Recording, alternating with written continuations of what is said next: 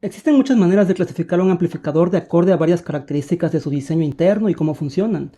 Básicamente, una de las características más importantes que definen el desempeño de un amplificador es cómo están distribuidos y conectados todos los componentes internos respecto a los transistores o los bulbos, que vienen siendo los elementos activos del amplificador.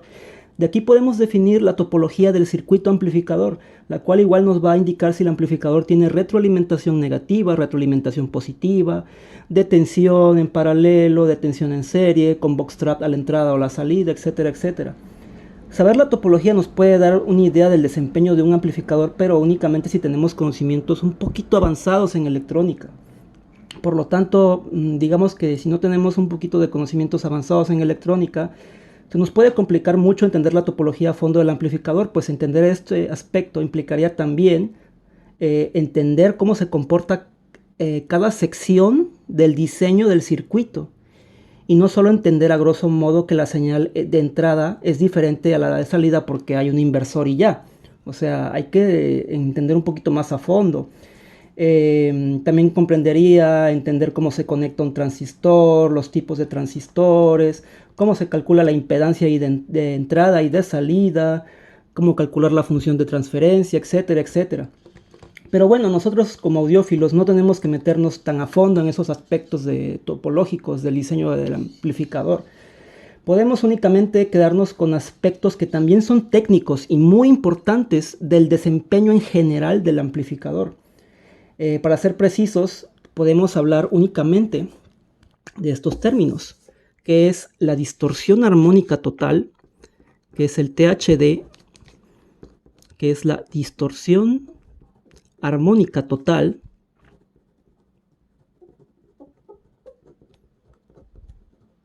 o bien también el THD más N. También cuál es la frecuencia de operación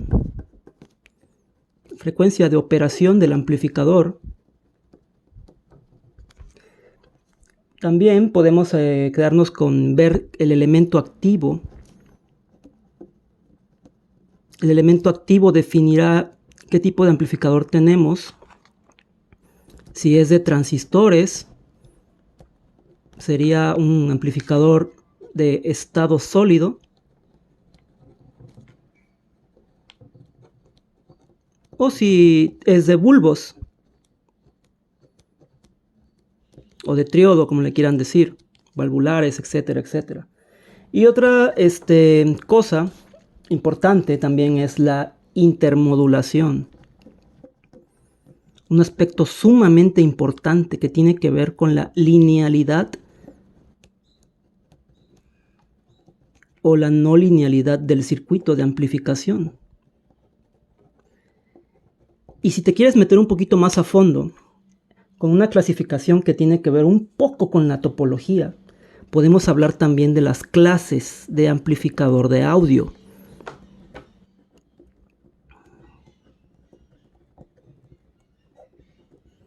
No confundir esto con topología, por favor. Ahí encontramos la clase A, la clase B, híbridos como la AB, la D, la C, etcétera, etcétera, etcétera. Entonces, estos elementos sí son más de interés para nosotros los audiófilos, para poder entender un amplificador. Voy a hablar brevemente, pero muy rápidamente, de cada uno de ellos en este video. Empecemos con la distorsión armónica total o THD. Como recordarán, nuestras ondas de sonido están ejemplificadas o caracterizadas por una onda continua, y esa onda continua pueden tener en su interior una mezcla de varios sonidos. Pero si agarramos uno de los sonidos en particular, uno solo, va a estar delimitado por una onda senoidal. Esa onda senoidal va a tener una única frecuencia 1 o frecuencia fundamental, que va a estar definida por un tono, únicamente un tono. Obviamente los sonidos en la vida real no están mostrados por un único tono, tienen un conjunto de tonos que están todos mezclados al mismo tiempo, y eso define lo que se llama timbre. Pero en el caso ideal, que tenemos un sonido muy puro, entonces nada más tenemos un tono caracterizado por una única frecuencia y una única amplitud. Entonces, suponiendo que vamos a meter En nuestro amplificador, esa señal analógica, señal eléctrica de sonido, que tiene una frecuencia 1, a la salida lo que queremos es que sea esa misma frecuencia 1, pero con una amplificación extra. Voy a ponerla así, amplificación más. Entonces tenemos una frecuencia original, FDN, se mete al amplificador y a la salida tiene que ser la misma frecuencia, pero con una amplificación mayor. Pero eso no siempre sucede. Resulta que los amplificadores por lo regular, aparte de ese armónico o frecuencia fundamental, a la salida vamos a tener una frecuencia 1 más una frecuencia que es un múltiplo entero de esa y otra más y otra hasta Fn. Entonces vamos a tener muchas frecuencias extra agregadas a esa frecuencia 1. Y si nosotros quisiéramos medir qué tanta contaminación tenemos por parte del amplificador, entonces tendríamos que hacer una suma de todas, de todo el voltaje que tiene cada una de estas frecuencias a la salida, y vamos a definir lo que se llama el THD frecuencial, que es igual a la raíz cuadrada de el voltaje 2 al cuadrado más el voltaje 3 al cuadrado más el voltaje n al cuadrado, que son todos los armónicos extra que se agregan a la señal, divididos entre el voltaje número 1, que es de la frecuencia 1. Y esto se va a llamar distorsión armónica. Entonces a la salida ya no vamos a tener esta señal bonita amplificada, sino vamos a tener esta señal bonita más otra señal de diferente frecuencia, más otra señal de diferente frecuencia, más otra tal vez de más frecuencia, lo que tú quieras. Y vamos a tener muchas señales y eso va a ser nuestra señal final, que va a salir amplificada pero con esos armónicos. Eso es la distorsión armónica total. Ahora se introduce un término que es extra, que se va a llamar intermodulación. La intermodulación básicamente consiste también en agregar armónicos extra a la señal, pero son armónicos que no van a estar delimitados por una regla simple. Vamos a explicar un poquito más a fondo. Lo que tiene de característica la intermodulación es de que no van a ser siempre los mismos armónicos múltiplos enteros del que entra, del fundamental, sino que van a haber algunos que son completamente combinaciones lineales de los armónicos que están entrando y no va a haber una regla específica para indicar esos armónicos extra que están entrando, sino que va a ser completamente aleatorio y eso se llama sistema no lineal. Entonces tiene que ver con la no linealidad del amplificador. Volvemos a lo mismo, tenemos una señal de entrada, una señal o una función delimitada en el tiempo con una amplitud y una señal, una función senoidal que la va a caracterizar. Aquí tenemos la frecuencia angular, que nosotros recordamos, la frecuencia angular está delimitada, está caracterizada por el múltiplo 2pi por la frecuencia en Hertz. Entonces tenemos la frecuencia angular por el tiempo más una fase. Vamos a poner el ejemplo que tenemos 3 señales o 3 tonos de entrada. Omega de B, T más una fase B, más otra señal A de C por el seno de omega B, T más alfa B. Perdón, aquí sería C. Ok, esta es la señal que va a entrar originalmente a nuestro amplificador. Pero esta señal o función va a sufrir una modulación. Es decir, vamos a tener una composición de funciones que va a ser no lineal. Entonces, al pasar por el amplificador a la salida, la señal de salida, que también depende del tiempo, va a ser igual a una señal de entrada modulada por la función t, por la función m. Y esa función m, esta función m va a tener una nueva frecuencia para cada uno de estos senoidales. Es decir, si teníamos en principio frecuencia, por ejemplo, la frecuencia A y la frecuencia B y la frecuencia C, vamos a tener ahora frecuencias que son múltiplos de una constante que no conocemos, f de A por otra constante por B, aquí va a ser la suma, más otra constante por f de C. Y no va a haber una regla específica que defina qué armónicos vamos a tener a la salida, sino que va a estar definido por esta función no lineal que va a modular a esta señal de entrada. Y eso va a ser la intermodulación.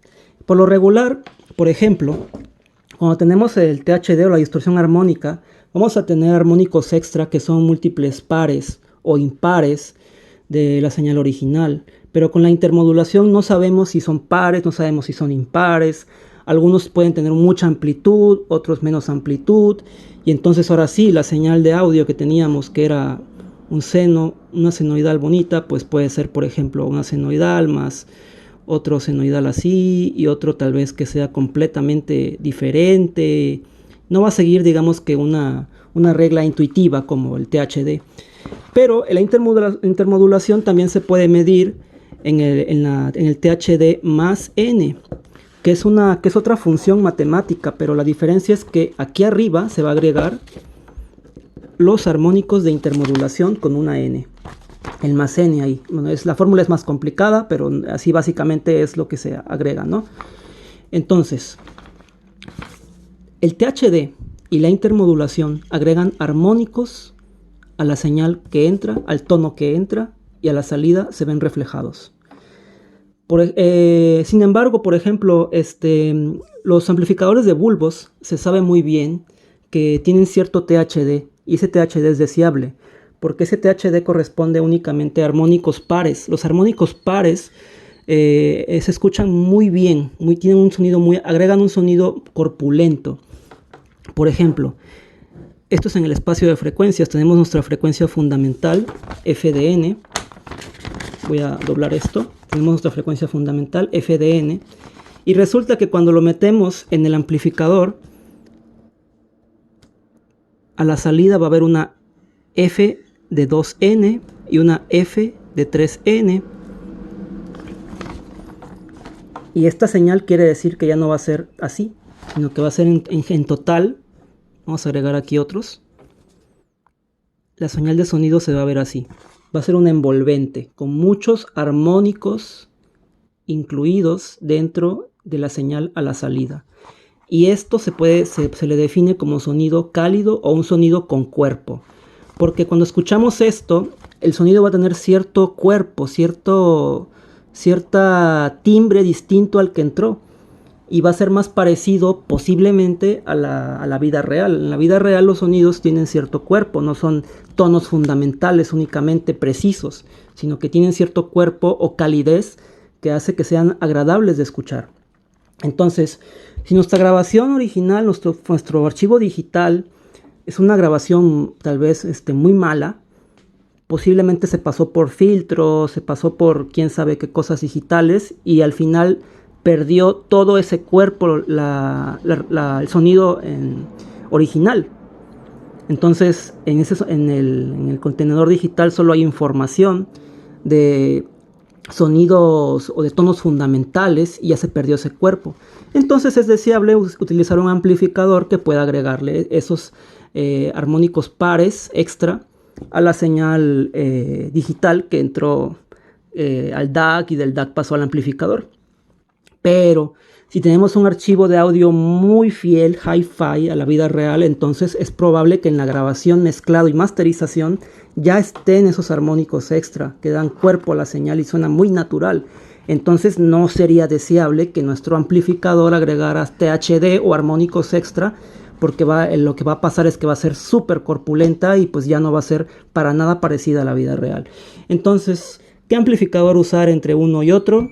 Pues va a depender básicamente si quieres agregarle cuerpo o no a la señal, pero la intermodulación, ese más n que aparece aquí, ese sí siempre es indeseable, porque no hay una regla como tal que defina cuántos armónicos o qué tipo de armónicos se van a agregar.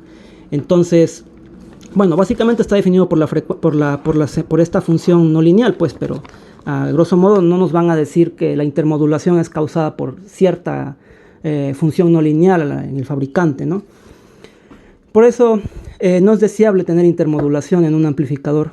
Sin embargo, si ustedes han escuchado guitarras eléctricas, tienen sus amplificadores que tienen mucha intermodulación para hacer ese famoso sonido de distorsión. Ahí sí es deseable tener intermodulación, pero bueno, no siempre, ¿no? Vamos a otro aspecto también importante, que es la impedancia. A grosso modo, la impedancia tiene que ver con un acople entre cargas de amplificador hacia el dispositivo que viene después, o del DAC hacia el amplificador. Entonces vamos a verlo así brevemente. Tenemos, por ejemplo, un tubo de agua que está sacando mucha agua y queremos conectar otro tubo más pequeño. Vamos a decir que este tubo de este lado tiene una impedancia mayor, una Z, impedancia mayor, y esta una impedancia menor. Entonces, si nosotros quisiéramos conectar este tubo grande a este tubo pequeño, gran parte del agua se escaparía por los lados y solo una parte lograría pasar a la siguiente etapa, ¿no? Eso ocurre cuando hay un acople mal de impedancias. Entonces, ¿cuál sería el caso ideal? El caso ideal sería tener un tubo que tiene una impedancia alta y conectarlo a otro que tiene la misma impedancia alta. Con eso tendremos la garantía de que se pasa todo el agua completamente sin pérdidas, sin acumulación de carga en los conectores, sin pérdida de energía, y tendríamos un sistema acoplado 100%. Entonces, con los amplificadores, por ejemplo, de parlantes, no tenemos ese problema porque las bocinas, por lo regular, atrás dicen la impedancia precisa que tienen. Y los amplificadores también de potencia tienen exactamente la impedancia a la salida. Y siempre son como exactamente emparejadas, sin ningún problema. Pero con audífonos no ocurre eso. Porque resulta que la impedancia de un audífono varía de acuerdo a la frecuencia. Entonces, suponiendo que tenemos aquí una gráfica de impedancia Z y tenemos aquí la frecuencia, en la vida real cuando medimos la impedancia de un audífono, por ejemplo desde los 20 Hz, aquí tenemos 1 kHz, suponiendo que tenemos escala logarítmica, y aquí 20 kHz. Entonces resulta que la impedancia es una curva, que puede ser así, por ejemplo. Entonces, por ejemplo, aquí en 1 kHz el audífono puede tener 300 ohms de impedancia, pero aquí puede tener 800 ohms de impedancia, y para esta frecuencia que está aquí, por ejemplo, 350 ohms. Pero los fabricantes siempre te reportan ya sea un promedio de todo esto o una medida a 1 kHz. Por ejemplo, 300 ohms de impedancia tiene mi audífono a una medida de 1 kHz. ¿Qué quiere decir? Pues que le hicieron pasar corriente de 1 kHz y midieron la impedancia. Entonces, como tenemos una variación en la impedancia siempre en los dispositivos transductores electroacústicos, en la siguiente etapa, o audífonos, los amplificadores no siempre pueden acoplarse en la impedancia de salida de ellos hacia la impedancia de entrada del dispositivo que sigue, del audífono. Es por eso que por lo regular recomiendan que tengamos una impedancia baja, y ya si el audífono tiene cierta impedancia, por ejemplo alta, así, entonces esta impedancia a veces va a ser menor, a veces va a ser mayor, pero va a estar siempre pasando corriente eléctrica para poder mover este dispositivo.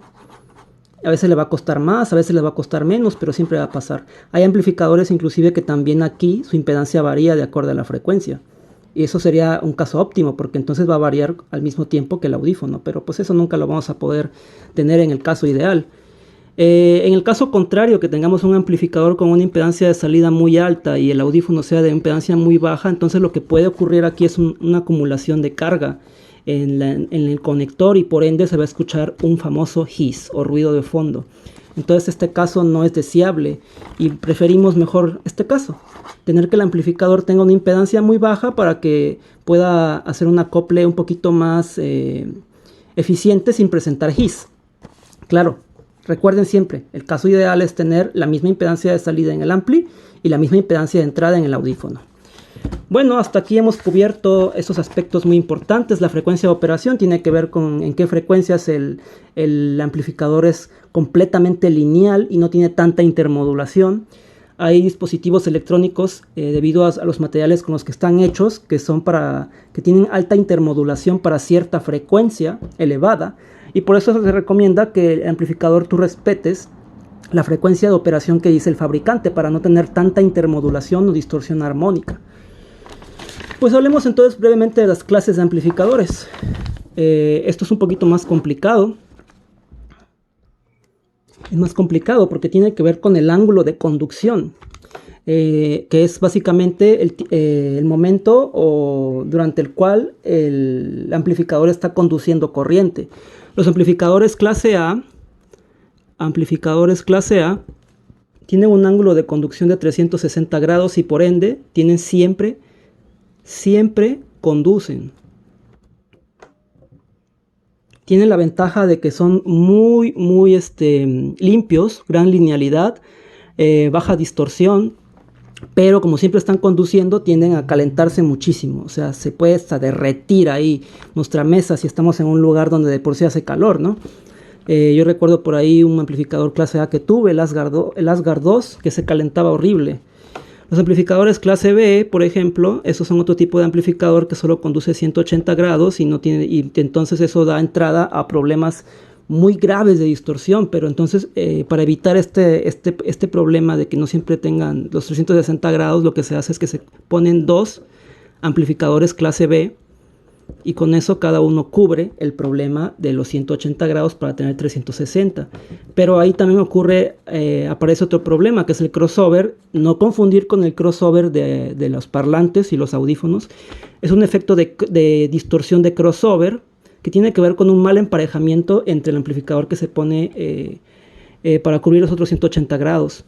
Y hay diseños híbridos también.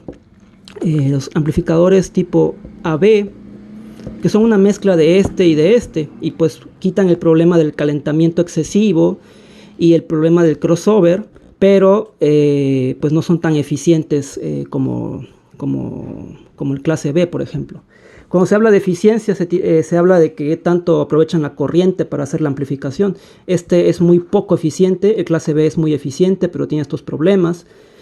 Y este tiene un poquito más de distorsión que el clase A. Bueno, si ustedes quieren investigar más a fondo, pues ahí en el ensayo pueden leerlo o pueden buscarlo en internet. Pero básicamente estos son los elementos más importantes de un amplificador de audífonos que ustedes tienen que tomar en cuenta a la hora de comprar uno. Y pues sin más, espero haber cubierto ya gran parte de la parte del ensayo. Y de lo que tocaría hablar ahora sería de los tipos de audífonos que existen. Cómo se clasifican de acorde al tamaño, si van adentro del oído, si van sobre el oído o alrededor de él. El tipo de tecnología que utilizan, si son dinámicos, planares, electrostáticos, etc. Y otras características más de los audífonos. Pero hasta aquí podemos ya definir la cadena de audio. La cadena de audio básicamente es esto que vemos nosotros acá, que es lo que hemos descrito anteriormente. El contenedor digital, que sería el PCM o el PDM, la entrada USB coaxial u óptico hacia el dispositivo DAC, que tiene todos esos elementos que hemos hablado, luego el preamplificador, que se va a encargar de controlar el volumen o agregar, ecualizar la señal por medio de filtrado analógico, etcétera, etcétera, o compensadores, y el amplificador, finalmente para ir hasta los audífonos. También hay varios aspectos extra que no he tocado en este video, como es la respuesta al impulso, qué tanto se relaja, qué tan rápido se relaja la señal después de que le metes una señal, un pulso de cierta frecuencia. Y también otros aspectos más del amplificador, pero creo que son ya muy técnicos y no los quiero aburrir con tanto, ¿no?